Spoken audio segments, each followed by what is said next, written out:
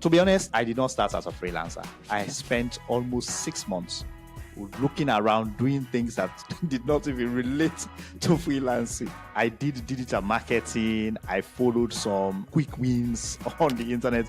As you know, people normally tell you, oh, if you do this, you are going to get money. I did affiliate marketing. I did all sort of things. I did extensive research. And then I stumbled on the idea of freelancing. Then I started to explore different gig economy platforms like Fiverr, People Per Hour, and then I found Upwork. So what I did was, when I created the account on Upwork, it took me a couple of months. I actually left. I left for almost 8 months. Then I started applying again on Upwork. By then I had accumulated a lot of connects. So if you don't know what connects is, it's basically when you want to apply for a job, they will charge you number of connects. It's just numbers, right? So I had a lot of connects because every month they give you like 10 connects for free. So I had accumulated a lot. So I started applying. I was applying for product management because I'm a product management professional. I sent a lot of applications. I was not getting any interview, nothing like that. And then I wanted to give up at that point. I was thinking, this thing is not working. What's happening? Like, what can I do? I started learning about the platform, understanding all the different things that I needed to do. And I started following people that are really successful on the platform, learning from them. And then I improved my profile, because that's like the first thing a client will see. That's the only thing a client will see about you. And then I improved the way of writing my proposal. All of these things I'm talking about, I'm going to show you, step by step how to do them. I started sending proposals again, and this time I was really tweaking my proposals, and I have improved them. Boom, I started getting those interviews, right? Like the guys were just like really coming at me. I had like 5 interviews in 1 week. So it was exciting, and I recognized that as an improvement. It showed that my proposal is good. It showed that my profile is also good. We are going to move to the next topic, which is optimizing. You have to optimize. I had this raw determination. Guys, raw determination. Let me repeat that. You have to have a raw determination to make it, especially when you are starting. I had this raw determination that I must make it on Upwork. I went to interviews and I'm not successful. So I forgot about the interviews and I moved on. I kept applying. That's what I mean by raw determination. Raw and aggressive determination. You don't give up. You need to keep doing it. Your job is to keep applying until you get your match. I kept optimizing, I kept going, and I kept moving. So the first step that I did, I optimized my mindset, and this is the most powerful tool that you have. There is something about your mind. Your mind can be weaponized against you. I was thinking that, okay, when I applied for a job, I'm called for an interview. If I go for 2 or 3 interviews, I have to have that job. That's not how freelancing works. Your job is to apply. Make sure your proposals are good. You are good and you are prepared to join any interview, right? When you get there, do your best. Job is to apply. Make sure your proposals are good. Step 2, optimize your source of information. That's another step. Now there is too many crap on the internet. People will just tell you all sorts of things. You have to rely on people that have practical knowledge, all right? Practical knowledge, people that have done it. They are successful, not just doing it. I want to rely on someone who has actually worked with different clients and they have successfully completed project. They have positive feedback, right? As you can see on the screen. You see positive feedback that I've had on my journey. So that is really important. Step 3, I learned about freelancing industry. I spent time to learn about the platforms, and specifically I learned about the Upwork platform, how it works, how it operates, how can I take advantage of it. And that is where I understood that it's not about you going to the interview, or it's not about because you are invited to the interview. It is about getting your right match. The next thing, step 4, which is I learned about the ins and outs of Upwork. I think I've already mentioned it. What are these key things that you need to learn about Upwork? My profile, the badges that you get, the feedback, Okay, building your reputation. How do you build your reputation on Upwork? How do you portray yourself? How do you convince people that you are an experienced professional? This is also something that I'll be talking about extensively, and this is why I want you to share this video or subscribe to it, and so that you join our community. That's what I want you to do. This is a community, and we'll keep talking about these things, right? So I learned about building my reputation. How do I build my reputation? And all of these basic fundamentals. The last step, but not the least, never stop applying. That's the secret. Don't you ever stop applying. You keep applying until you get the job that you want. You keep working, and building your reputation is one of those important things. The next thing that we want to talk about is the things that I've learned so far.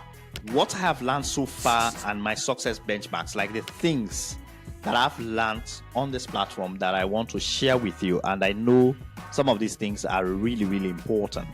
I have learned to understand and appreciate small wins. This is really, really important. You don't know how important this is. First step is for you to know, you should be able to recognize them first of all. Let me give you an example. The fact that I submitted a proposal and then somebody invites me for an interview, that is a good sign. It means two things. Number one, your profile is really, really good. It is good enough for the person to decide to invite you for the interview. Number two, you are writing very good proposals. Your proposals are getting there. The rest, for you not getting the job, it depends on how you present yourself. How do you prepare for your interview? How you communicate, your body language, your environment where you are sitting. Second thing that you need to know about small wins is getting invite without application. So let's say you get an invite, because on Upwork you can actually get an invite to a job without you applying for that job. Now, let me be very clear here. I'm not talking about jobs that relate to your country. Maybe you are speaking Swahili, you are in Kenya and you are a Swahili speaker. Then they invite you to translate in Swahili. I will not count that as a job that reflects the professionalism of my profile or the professionalism of my proposal. But getting job invites means that your profile is really, really outstanding. That's what it means. Apart from jobs that has to do with your local language translation, let me put it that way, or maybe a job that only somebody from Sierra Leone like myself can do it, and then I get an invite, that doesn't count. So when you start getting those kind of invites, wherein the kind of job that you want and you are invited to those kind of jobs, then it means your profile is really, really outstanding. You should be proud of yourself. It means you are on the right road. The second thing that I've learned on this platform on my journey to over $100,000 is I learned how to spot lucrative opportunities. That is another thing. You don't need to apply for every job that you see. That's the problem. Like, most people go there and just start applying. They just want to apply for every job that they see. That is not the way you do it. All right? I know, I understand the desperation for you to get a job and you want to start working. But you have to learn. I learned how to spot really lucrative jobs and I go for them. I go for them heavy. I mean, I go with all my strategies, all my ideas. I learned that rejection is not a bad thing. It just means that there is a mismatch. Rejection, right? So, and rejection is one of those things that I really want to make a separate episode for. In fact, we've created a separate episode for rejection because I want you to understand what rejection means. And as a freelancer, it's not like you are working in a 9-to-5 job. You can be rejected and you will receive a lot of rejections. But rejections are just a stepping stone for you to move forward. It's just like something that needs to propel you to do better, to become better. You understand? You should not see it as something that you have to personalize. You start thinking about it. Oh my God, you don't need to hold on to jobs. That's the other thing. Like, people hold on to this job. Oh, I'm waiting. You are now sitting there waiting for that job to get a feedback. Sometimes they say no.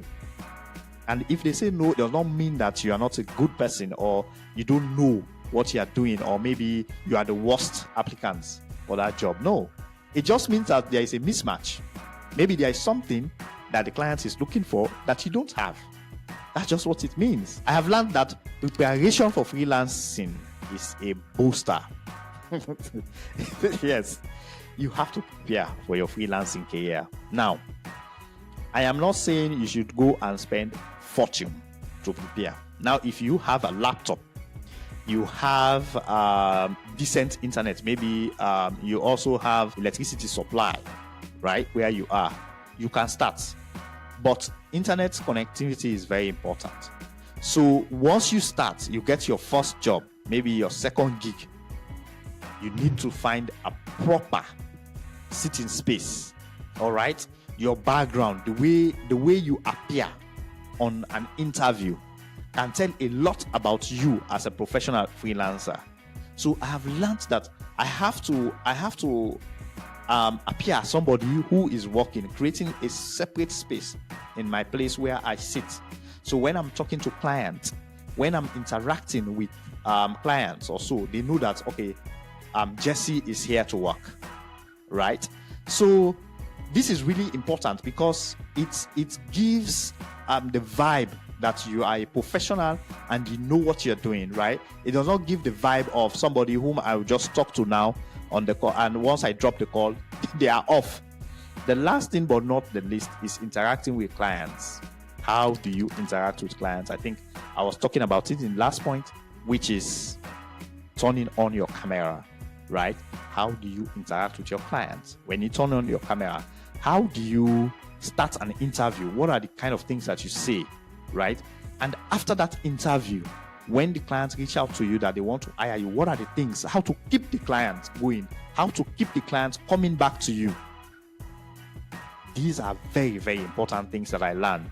All right, in my early age, in my early stages of being a freelancer, but also they have helped me, and I learned these things from people that are actually successful on the platform, people like us.